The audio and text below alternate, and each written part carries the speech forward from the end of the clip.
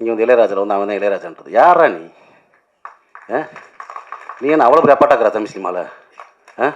எனக்கு ஒன்றுமே புரியல. பெண் பத்திரிகையாளர் இருக்கீங்க, நம்ம நண்பர்கள் நிறைய பேர் இருக்காங்க. அங்கே வந்து பேசிக்கிங்க, வெளியே பேசிக்கிங்க. ஒரு மேடை நகரிங்கன்னு ஒன்றும் இல்லையா? என்ன வேணா பேசுகிறதா?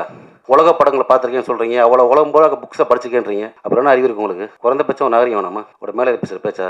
உங்களுக்கு பெண் குழந்தை இருக்குது, எனக்கு பெண் குழந்தை இருக்குது, ஸோ எல்லாத்துக்கும் இருக்காங்க. ஸோ மேடை நாகரிகம்ன்றது ரொம்ப முக்கியம். இந்த மேடை எவ்வளோ நாகரிகமாச்சு பார்த்தீங்களா? யாராவது தப்பான வார்த்தை அதெல்லாம் கிடையாது. தம்பின்னு கூப்பிடுறது வேற. தம்பி நம்ம எல்லாத்தையும் கூப்பிடலாம். வாடா தம்பி, உட்கார தம்பி, எந்திரா தம்பின்னு. அவன் நம்ம அண்ணன் நினைக்கணும், அது முக்கியம் ரொம்ப. அப்படி உங்களை யார் அண்ணன் நினைச்சா எனக்கு தெரியல. எல்லாத்தையும் சக்கட்டு மடிக்கு வாடான்றாரு, போடான்றாரு, உட்காருன்றாரு. இதை நான் இன்னைக்கு பேச நினைக்கல. தொடர்ந்து பல மேடைகளை பார்த்துட்டு வரேன் நான் மிஸ்கின் பேச்சுக்களை. சமீபத்தில் அண்ணன் பாலானுக்கு வந்து 25th இயர் கொண்டாட்டம். அங்கே பார்த்தினா அவர் என்னமோ பெரிய குடியார மாதிரியும் படுத்து கிடந்தான் பாலா, அவன் தான் பாலான்றது. இங்கே வந்து இளையராஜில் வந்து அவன் தான் இளையராஜான்றது யாரா நீ? நீ என்ன அவ்வளோ பெரிய அப்பாட்டாக்குறா தமிழ் சினிமாவில்? எனக்கு ஒன்றுமே புரியல. ஒரு போலி அறிவாளி அப்படிதான் சொல்லுவாங்க.